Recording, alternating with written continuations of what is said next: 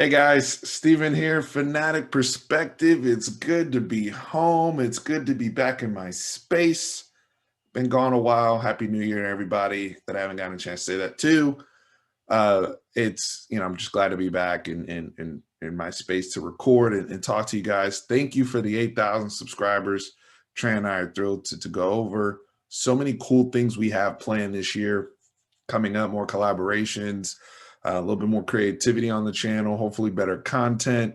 So all the above. So, best way to support us right out the gate, hit that like button, subscribe. That's how we got to 8K. If you want to be on the journey to 9, 10K and beyond, hopefully we can get there this year. Hit that subscribe button. I appreciate it. Thank you. Now, on to some Texas updates because we got a bunch of stuff going on. I really haven't talked Texas football since our immediate reaction when Steve Sarkisian, eventually he was, brought on and confirmed and had his, somewhat of a press conference going into his prep with Alabama and Ohio State. Now, a couple things, just work, travel, all the above. A lot of time vested into those things, at least in my personal life. I'm not going to make speculative videos because a lot of you have asked, hey, where's, blah, blah, blah. Like when things are confirmed, especially after the national championship game, when we really, really start getting the whole picture of the staff together, there will be a lot more content. Now, 2 updates before I really get into where I'm at with Sark, staff updates, things of that sort. First off, Joseph Osai, congratulations. Consensus first team All-American. I think only the 61st player in the history of Texas football to have those type of honors. Y'all know where I'm at with it. HNIC myself of the Joseph Osai fan club from day one when I saw him against Ohio State and in 2018. And it's been a fun journey to watch him develop and grow. I know I said my piece on him before, but when you have a player on your football team, regardless of how the season ended up and coaches and all that type of stuff, when you have somebody that had the dominant year that he had and was often the best player on either side when we came out there, it was a joy to watch 46. I wish him the best of luck at the NFL level. Hopefully he can cap off just a tremendous football year from himself by rightfully being selected in the first round of the NFL draft. And I see no reason, any of these NFL teams that get that motor, get a guy that's a dog like that practices like that with his athleticism and his IQ, and he's still learning the game. Sky's the limit for Joseph Osai. So really excited for him. Staying in the linebacker family, Adai, we know we call him Deli on this channel. And he went down with a shoulder injury last year. He has decided to enter the transfer portal, which I don't blame any of these kids at this point. Transfer portal is going crazy. I've been talking about that. But somebody will be getting a very, very good linebacker to add to their rotation. Thing is, with Deli here, positives, right?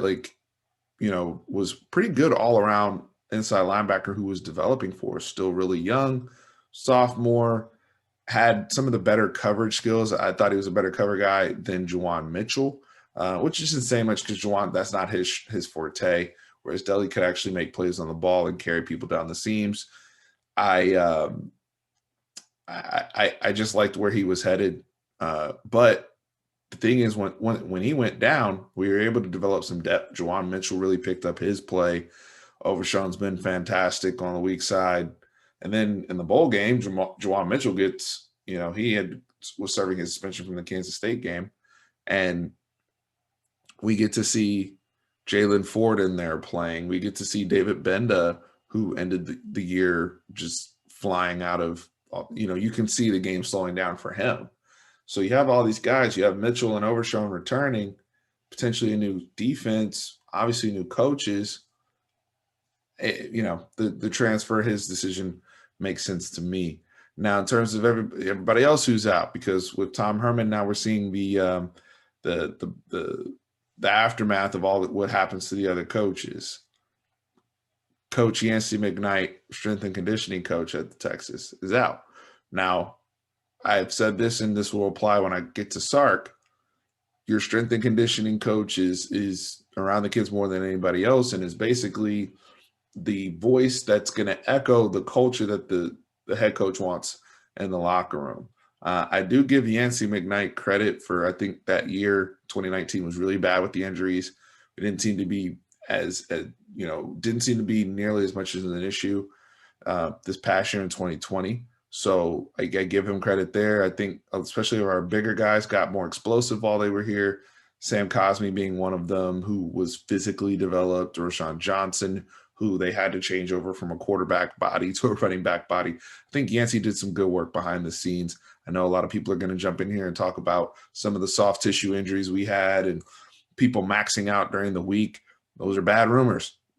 I'm not here to confirm nor deny or speak on that. But I know from a culture standpoint, when everything seemed to be burning down and Tom Herman's talking about keeping water out the boat, this team did stand together a lot better than they have in the past. And, your strength and conditioning coach kind of being somebody in there to be the voice when the head coach can't spend time with the kids, and setting that tone, that culture in the weight room, nutritionally, all sorts of things off the field. Very, very important. And I understand why any head coach would always want their own strength and conditioning coach, because they have to mirror each other, or more so be in parallel with the messaging. Herb Hand, offensive line, no brainer for me. Awesome man and person, and was surprisingly an enjoyable follow on social media. And he wasn't terrible in terms of from standpoint. The reason why I say this is Jake Majors, when he had to get in there, he looked like he could play. Andre Carrick, when he got in there, he looked like he could play. He had to play Junior Angulau Young, and Christian Jones seemed to be improving. Like, I did see some people getting developed and coached up. Samuel Cosmi, if he's a first-round pick, that goes on Herb Hand's record.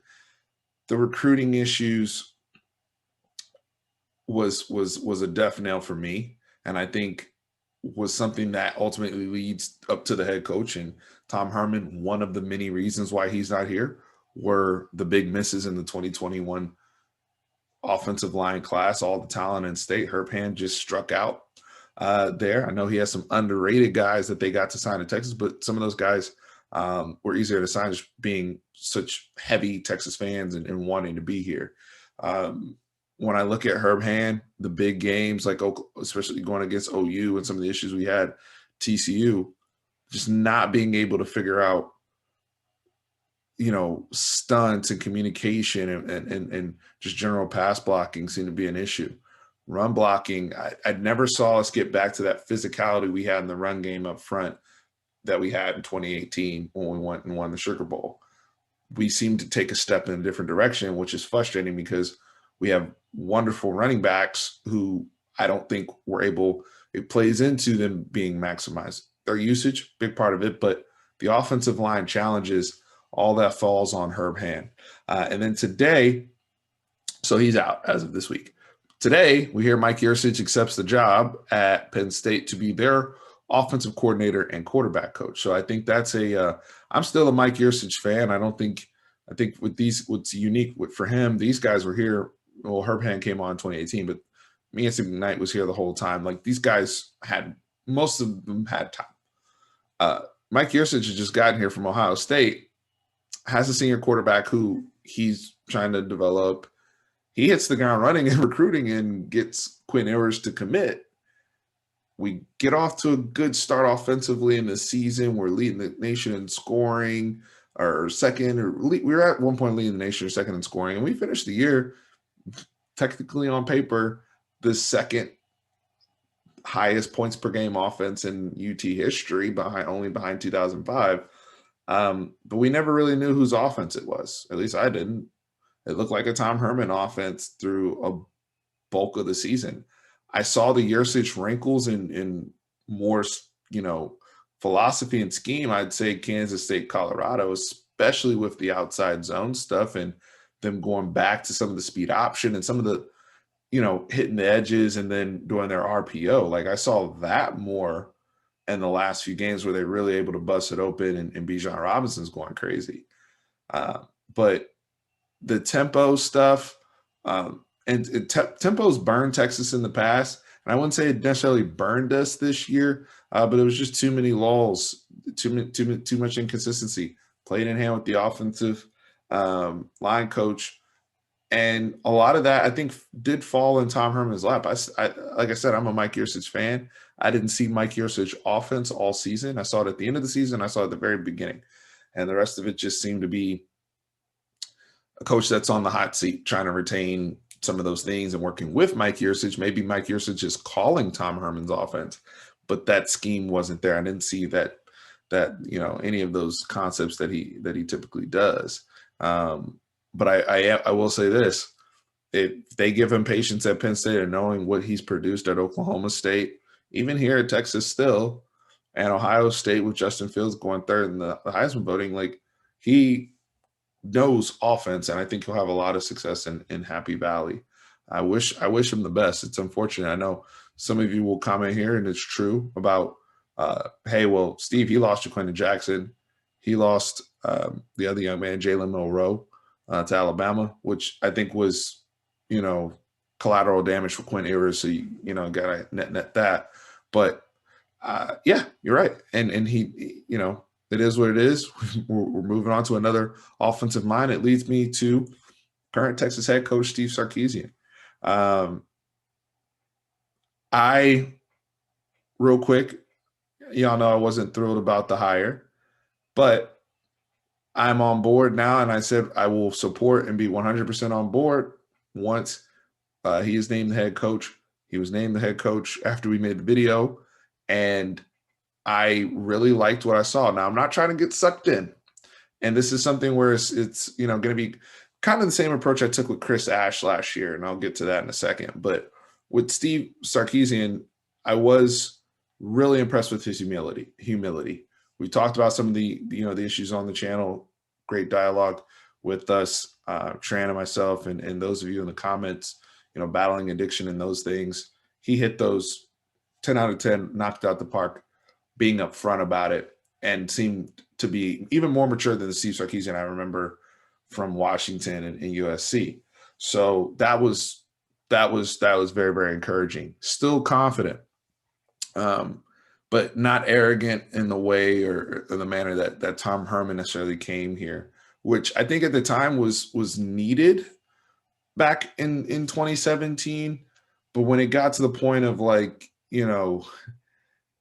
coming off as the smartest person in the room, I never felt like Steve Sarkisian comes off in that manner. He's confident. Hey, changes need to be made. That's why I'm here. But this isn't a broken issue. This is a 7-3 football team. This is a top 20. There's a lot to work with here. And to have those championship expectations, not being fearful of being great, not winning is hard and all those type of things. But hey, let's embrace what we are as a dominant program and move forward, but in a confident, prudent manner. I think he comes off as a fun, charismatic person. He's going to be liked by the kids, by the fan. I don't worry about a lot of those things. And so, whereas with Tom and Tom Herman, this isn't picking every single hole at him. I mean, I don't have a problem with your personality being a little bit more abrasive if you're winning. Nick Saban, right? So you can be, not everybody's going to be Mac Brown and the man of the people as a coach. There's so many different types of coaches out there that have had success, but I stand still with this because it's going to lead me to the next thing. My whole biggest thing I'm looking at with Steve Sarkisian is these staff hires. And I have to give a lot of credit to our Texas football fan base and all the folks on social media and all message boards, all that. We are a lot of things. Toxic is one of them. But we are a smart football fan base. We really, really are. I'm seeing a lot of people really learn from the Charlie Strong era and the Tom Herman era about, hey, let's kind of temper expectation. We're in, the whole all gas, no brakes, love it. We're in.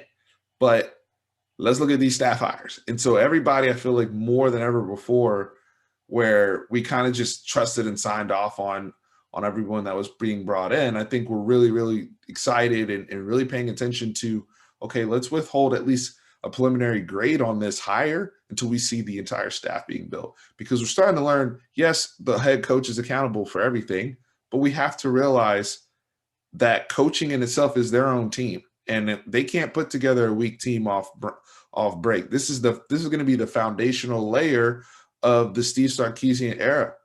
And in the last two eras, we were started off so poorly with the foundation that it was too late to fix the entire home when we tried to get, more different folks in there. So if we can start off right, and the goal should be developing your coaches into a coaching tree. That's when you know you're doing it right.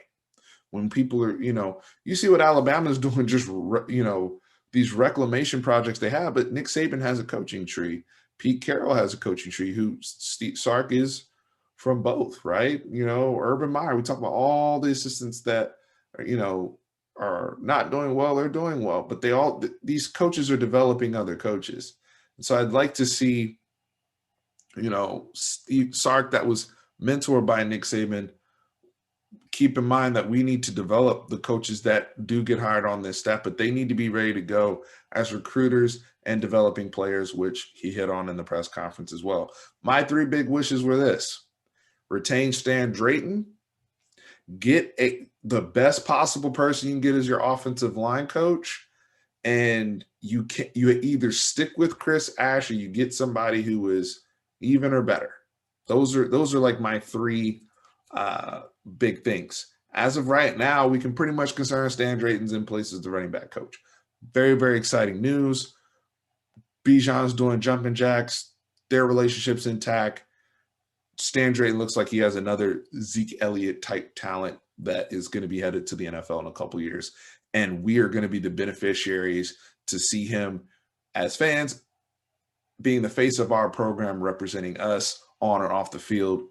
Sam Ehlinger passing that torch to Bijan Robinson. So we have that relationship in check. Stan Drayton has also an opportunity to go get LJ Johnson as well. So that having him, culture in the locker room, familiarity, some layer of continuity for the players, I think that's important.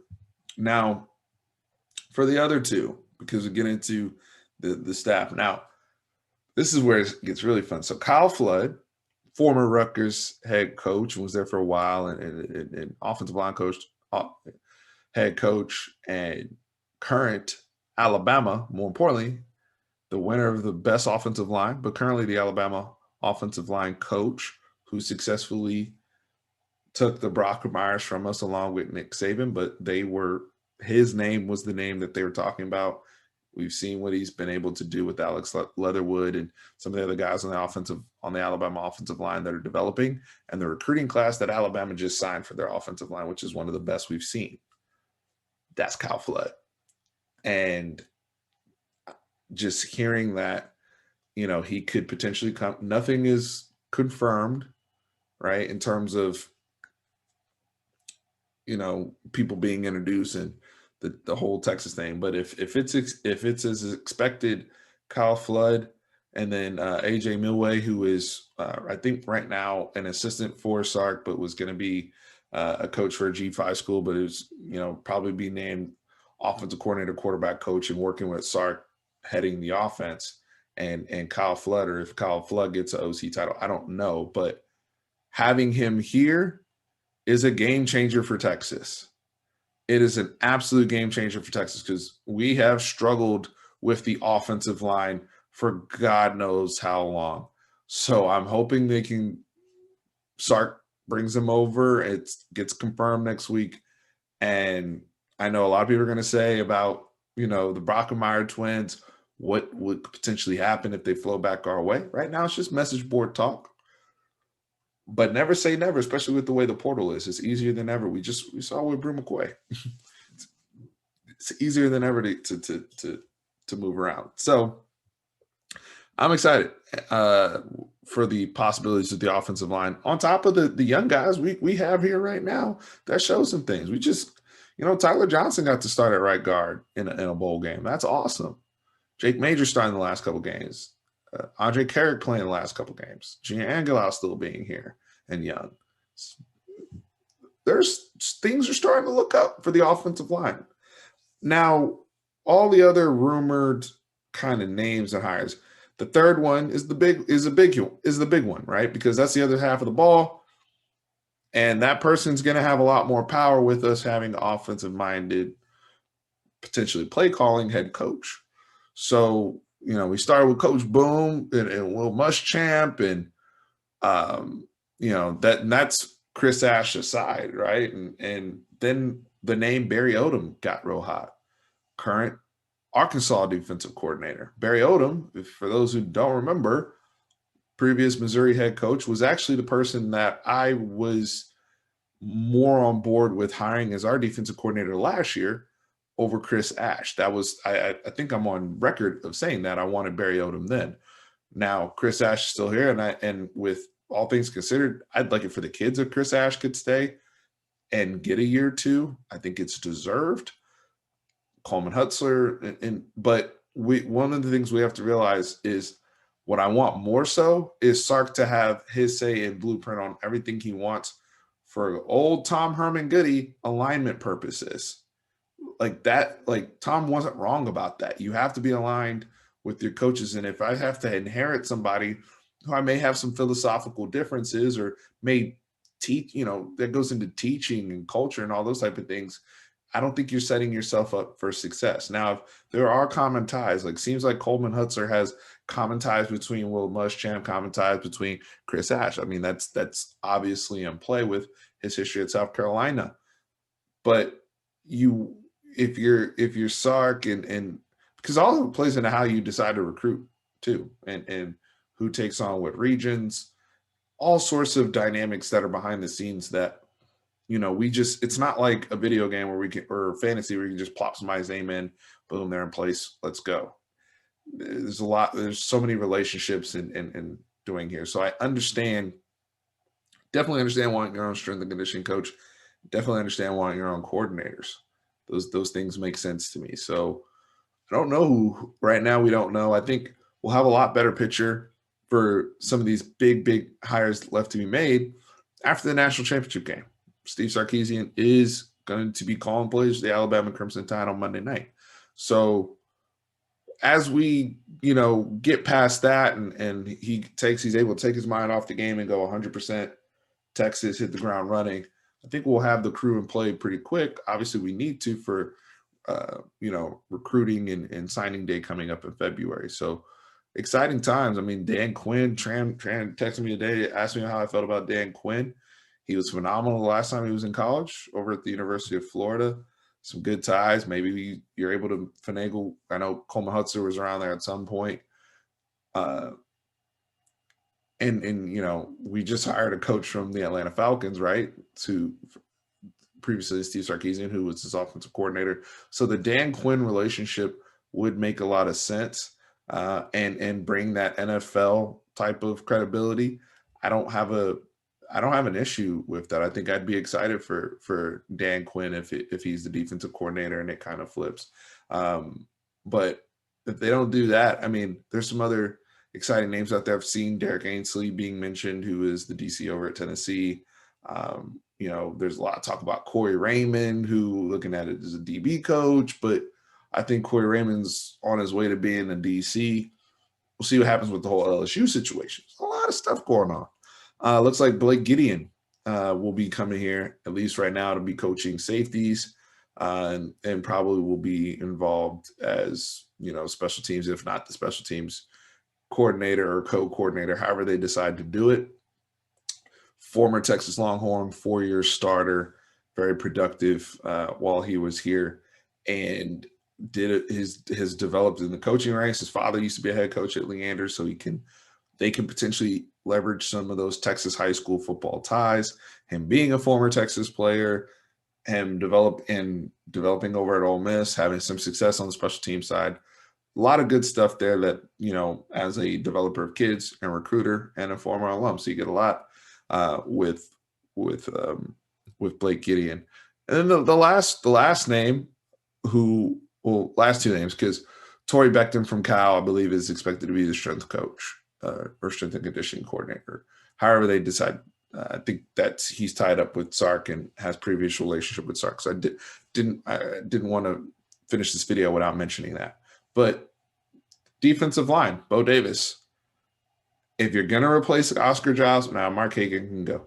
But if you're going to replace Oscar Giles, you need to have somebody who is at that level or better. And Bo Davis brings that to the table if confirmed. Now, as of now, they said nothing's confirmed. And he's, still with the Detroit Lions.